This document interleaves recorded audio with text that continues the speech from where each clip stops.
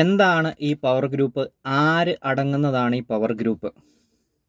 ഈ power group എന്ന് പറഞ്ഞു കഴിഞ്ഞാൽ അത് ഒരു പ്രത്യേക സന്ദർഭത്തിൽ ഉപയോഗിക്കുമ്പോൾ ചിലരാക്കം കിട്ടാൻ വേണ്ടി പവർ ഗ്രൂപ്പ് എന്ന് പറഞ്ഞാൽ അങ്ങനെ അങ്ങ് ഉപയോഗിക്കുന്നതാണ്. അത് ഈ വിവരദോഷികൾ പവർ ഗ്രൂപ്പ് എന്ന് കേൾക്കുമ്പോഴത്തേന് ഏതാണ്ട് വലിയ പഴയ ഗ്യാങ്സ്റ്റർ സെറ്റപ്പിലോട്ട് പോകും. അതല്ല, പവർ ഗ്രൂപ്പ് എന്ന് പറഞ്ഞു കഴിഞ്ഞാൽ ഏതൊരു കാര്യത്തെയും പ്രധാനമായിട്ട് കൈകാര്യം ചെയ്യുന്ന, അവിടെ എന്താ പറയണേ, അത് കൈകാര്യം ചെയ്യുന്ന, ഏതൊരു കാര്യവും കൈകാര്യം ചെയ്യുന്ന അലിഖിത ഒരു ആൾക്കാരുണ്ടായിരിക്കും. അതിപ്പോൾ ഒരു ഒരു ഏതൊരു കാര്യം എടുത്താലും, അപ്പോൾ ഇപ്പം നമ്മുടെ വീടെടുത്താലും നാടെടുത്താലും എവിടെ എടുത്താലും ഏത് സ്ഥലത്താണേലും കാര്യങ്ങളെല്ലാം കൈകാര്യം ചെയ്യുന്ന ഒരു കുറച്ച് ആളുകൾ അല്ലെങ്കിൽ ഒരാളുണ്ടാവും. അപ്പോൾ അത് എല്ലായിടത്തും വേണം. സന്ദർഭോചിതമായിട്ട് കാര്യങ്ങൾ കൈകാര്യം ചെയ്യാൻ ഓരോ ആളുകൾ വേണ്ടതാണ്. അതല്ല പറയുന്നത്.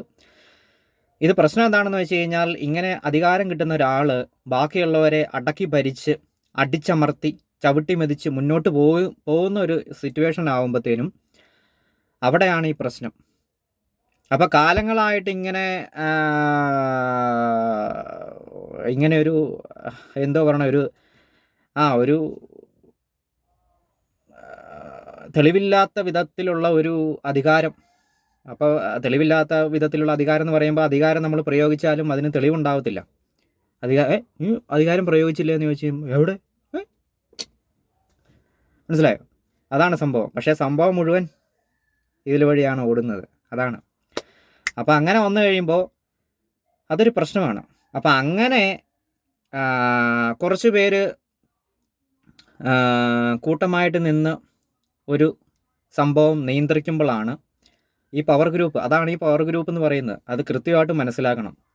അല്ലാണ്ട് പഴയ വിഡ്ഢികൾ ചിന്തിച്ച് പോയി പഴയ ഗ്യാങ്സ്റ്റർ സെറ്റപ്പിലോട്ട് പോയി ആരെങ്കിലും തോക്കും പിടിച്ചും കോട്ടും സൂട്ടും ഇട്ടുകൊണ്ട് നിൽപ്പുണ്ടോ എന്ന് ആലോചിക്കും. അത്തരം പൊട്ടന്മാരാണ്, അത്തരം വിഡ്ഢികളാണ് ഈ പറയുന്നത്. ഇവിടെ അങ്ങനെ ഒരു തേങ്ങയും മാങ്ങയൊന്നും ഇല്ലെന്ന്.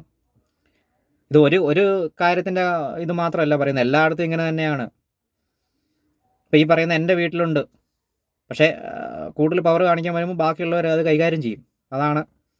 അതുകൊണ്ടാണ് ഇവിടെ ഒന്നും വലിയ കുഴപ്പമില്ലാണ്ടിരിക്കുന്നത്. പക്ഷേ എല്ലായിടത്തും അങ്ങനെയല്ല. അങ്ങനെ ചെയ്യാൻ പറ്റാത്ത സ്ഥലങ്ങളുണ്ട്. ഇവരുടെ കാൽച്ചുവട്ടിൽ ബുദ്ധിമുട്ടി കഴിയുന്ന ആൾക്കാരുണ്ടെന്നേ. അവർ കുറച്ച് കഴിയുമ്പോൾ തിരിച്ചടിക്കും. യാതൊരു ദാക്ഷിണ്യമില്ലാത്ത തിരിച്ചടിയായിരിക്കും അത്. അമർച്ച ചെയ്ത് കളയും. അതാണ് വിഷയം. അതൊക്കെയാണ് ഇപ്പോൾ കണ്ടുവരുന്നത്. അപ്പം എന്താണെങ്കിലും ഇപ്പോൾ ഇത്രയും ജനാധിപത്യപരമായ ഒരു രാജ്യത്തായത് ഭാഗ്യം. ഇല്ലെങ്കിൽ വെട്ടും കുത്തും നടന്നേനെ. പണ്ട് കാലങ്ങളിലൊക്കെ അങ്ങനെ ആയിരുന്നല്ലോ. അപ്പോൾ എന്താണെങ്കിലും ഇതാണ് ഇപ്പോൾ പവർ ഗ്രൂപ്പ് എന്ന് പറഞ്ഞു കഴിഞ്ഞാൽ മനസ്സിലാക്കേണ്ടത്. ഇങ്ങനെ തെളിവില്ലാത്ത വിധത്തിൽ അധികാരം കൈയാളുന്ന ഒരു പറ്റം ആളുകൾ എന്നുള്ളതേ ഉള്ളൂ. അവർ കോട്ട് സൂട്ട് വിട്ട് തോക്കൊന്നും പിടിച്ചുകൊണ്ടൊന്നും അല്ല നിൽക്കുന്നത്. പറയുന്ന കാര്യങ്ങൾ കൃത്യമായിട്ട് മനസ്സിലാക്കണം. അപ്പോൾ അതാണ്.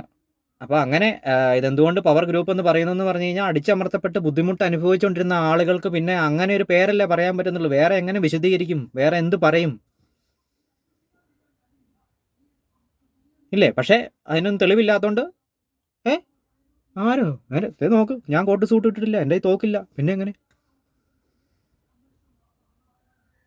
പക്ഷേ കുറച്ചങ്ങോട്ട് കഴിയുമ്പോഴത്തേനുണ്ടല്ലോ, എന്നാണ് മൈരെ, നിങ്ങൾക്ക് എന്നാ മര്യാദയ്ക്ക് നിന്നില്ല ഈ വിവരം അറിയുമെന്ന് പറയും. മനസ്സിലായോ? ഇങ്ങനെ ഒരു 10 തവണ കേട്ട് കഴിയുമ്പോഴത്തേനും പോടാ എന്ന് തിരിച്ച് ആൾക്കാർ പറയും. അതാണ് ഈ സംഭവം. ഇതാണ് അതിൻ്റെ ബേസിക് സംഭവം. അപ്പോൾ ഇതാണ് ഇതിൻ്റെ കാര്യം. അപ്പോൾ ഞാനിനി കൂടുതൽ പറയേണ്ട ആവശ്യമൊന്നുമില്ല. എല്ലാവരും കണ്ടുകൊണ്ടിരിക്കുന്നതാണ്. അപ്പം ഞാനിത് പറഞ്ഞു വരുന്നത് എന്നാന്ന് വെച്ച് കഴിഞ്ഞാൽ, ഇതൊക്കെ ഇത്തരം വിഷയങ്ങളിലൊക്കെ ഞാൻ പറയുന്നതെന്ന് പറഞ്ഞു കഴിഞ്ഞാൽ, ഇത് ശരിക്കും പറഞ്ഞു കഴിഞ്ഞാൽ ഞാൻ പറയേണ്ട കാര്യമൊന്നുമല്ല. എന്നാൽ പോലും ഞാൻ മനസ്സിലാക്കേണ്ട കാര്യമാണ്. ഞാൻ പറയുന്നത് എന്തുകൊണ്ടാണെന്ന് വെച്ച് കഴിഞ്ഞാൽ, ഞാൻ ഭാവിയിൽ സിനിമ ചെയ്യാൻ വേണ്ടിയിരിക്കുന്ന ആളാണ്. അപ്പോൾ ആ തരത്തിൽ സ്വന്തമായിട്ട് സിനിമ ചെയ്യാനിരിക്കുന്ന ഒരാൾ എന്നുള്ള നിലയിൽ സമൂഹത്തെയും സിനിമയെയും എന്നെയും കൂടുതലായിട്ട് മനസ്സിലാക്കേണ്ടതുള്ളത് കൊണ്ട്, അങ്ങനെ മനസ്സിലാക്കി പഠിച്ച് വരുമ്പോൾ അറിയുന്ന അല്ലെങ്കിൽ അനുഭവിക്കുന്ന കാര്യങ്ങളുടെ വെളിച്ചത്തിലാണ് ഈ പറയുന്നത്. ഇതൊക്കെ ഞാൻ മനസ്സിലാക്കി വെച്ചാലുള്ള എനിക്ക് ഭാവിയിൽ നല്ലൊരു സിനിമ ചെയ്ത് മുന്നോട്ട് പോകാനായിട്ട് പറ്റത്തുള്ളൂ. അപ്പോൾ അതിൻ്റെ ഭാഗമായിട്ട് ആർക്കെങ്കിലും ഇനി ഇതൊക്കെ പോയി പഠിച്ചറിഞ്ഞ് കണ്ട് കേട്ട് മനസ്സിലാക്കണമെങ്കിൽ ഇച്ചിരി പാടാണ്. അപ്പോൾ ആർക്കെങ്കിലും ഫ്രീ ആയിട്ട് ഒന്ന് മനസ്സിലാക്കാൻ പറ്റുന്നുള്ളവരുണ്ടെങ്കിൽ ഞാനോ കഷ്ടപ്പെട്ടു. ഇനി മറ്റൊരാളെ അതിൻ്റെ പേരിൽ കഷ്ടപ്പെടുത്തണ്ട എന്ന് കരുതിയിട്ടാണ് ഇതങ്ങോട്ട് എയർ ചെയ്യുന്നത്. സാധിക്കുന്നവരൊക്കെ മനസ്സിലാക്കുക എന്നുള്ളതേ ഉള്ളൂ. ഇത് ജീവിതത്തിൻ്റെ ഒരു മേഖലയിലുള്ള കാര്യമല്ല. ഇത് എല്ലാവരും അവനവനിലോട്ട് തന്നെ നോക്കിയാൽ മതി. അപ്പോൾ കൃത്യമായിട്ട് കാര്യം പിടികിട്ടും. എന്തിനാണ് കൂടുതൽ പറയുന്നത്? എൻ്റെ കാര്യം അത് തന്നെയാണ് ഞാനും പറഞ്ഞത്. ഇപ്പോൾ ഇതിനോട് ചേർത്ത് പറയുന്ന വേറൊരു കാര്യം എന്താണെന്ന് വെച്ച് കഴിഞ്ഞാൽ, ഇങ്ങനെ ഓരോ സ്ഥലത്ത് ഓരോ ഗ്രൂപ്പുണ്ട്. പലരും എന്നോട് ചോദിക്കാറുണ്ട്, ആരുടെയെങ്കിലുമൊക്കെ കൂടെ നിന്ന് അങ്ങ് കയറി പൊക്കിവിടെ നിന്ന്. ഇതാണ് പരിപാടി. ഏറ്റവും അവസാനം ചെല്ലുന്ന ഇങ്ങനെയുള്ളവരുടെ അടുത്തോട്ടാണ്. അവിടെ നിന്ന് എങ്ങനെ കയറിപ്പോകുന്നതായി പറയുന്നത്? ചുമ്മാ അടിച്ചു വിട്ടുകൊണ്ടൊന്നും കാര്യമില്ല. ഞാനിതൊക്കെ പോയി കൃത്യമായിട്ട് അറിഞ്ഞ് കണ്ട് മനസ്സിലാക്കി അതിൽ എക്സ്പീരിയൻസ് ഉള്ളവരോട് ചോദിച്ച് അവരുടെ ഒപ്പീനിയനോട് കൂടിയാണ് ഒരു തീരുമാനം എടുത്ത് മുന്നോട്ട് പോകുന്നത്. അല്ലാണ്ട് ചുമ്മാ ഒരു ദിവസം സ്വപ്നം കണ്ടതിൻ്റെ പേരിലോ എൻ്റെ ഭാഷൻ്റെ പേരിലോ അല്ലെങ്കിൽ പിന്നെ ഒരു സാധനം കൂടെ ഉണ്ട്, എനിക്ക് കാലി വന്നിട്ട് വേല. അങ്ങനെയുള്ള ഇതും കൊണ്ടൊന്നും അല്ല. അല്ലെങ്കിൽ അത് തന്നെ വെളിപാട്, വേറൊരു സാധനമാണ് വെളിപാട് കിട്ടിയിട്ടൊന്നും അല്ല. കൃത്യമായിട്ട് വർഷങ്ങളെടുത്ത് തറവായതിനു ശേഷമാണ് ഒരു തീരുമാനം എടുത്ത് മുന്നോട്ട് പോകുന്നത്. അതുകൊണ്ടാണ് ഞൊടിയുടെ മാറ്റം അനക്കമില്ലാണ്ട് പോകുന്നത്. ഇതൊക്കെയാണ് ഇവിടെ നടക്കുന്നത്. വല്ലപ്പോഴൊക്കെ ഇതിനെപ്പറ്റിയൊക്കെ പഠിക്കുക എന്നുള്ളതേ ഉള്ളൂ. നമ്മൾ പിന്നെ ബാക്കി ആരെയും ബുദ്ധിമുട്ടിക്കണ്ടെന്ന് വിചാരിച്ചുകൊണ്ടാണ് ഇത് പിന്നെ കാണുന്നവരോട് മുഴുവൻ പറഞ്ഞു നടക്കാത്തത്. അപ്പോൾ ഇതാണ്, ഇത്തരം സ്ഥലത്തോടാണ് ഈ ചെല്ലുന്നത്. ഇങ്ങനെ ഒരു സ്പേസിലോട്ടാണ് ഈ ചെല്ലുന്നത്. ചുമ്മാ നിസ്സാരമൊന്നുമല്ല. എന്നുവെച്ചാൽ ഇപ്പം ഞാൻ ഭയങ്കര മിടുക്കനാണ് എന്നുള്ളതല്ല ഈ പറയുന്നത്. ഇത്തരം സ്പേസിലോട്ടാണ് പോകുന്നത്, ഈ കളത്തിലോട്ടാണ് ഇറങ്ങുന്നത്. അവിടെ നിന്നൊരു കാര്യം ചെയ്ത് മുന്നോട്ട് പോകണ്ടേ? ചില്ലറ കാര്യമൊന്നും അല്ല.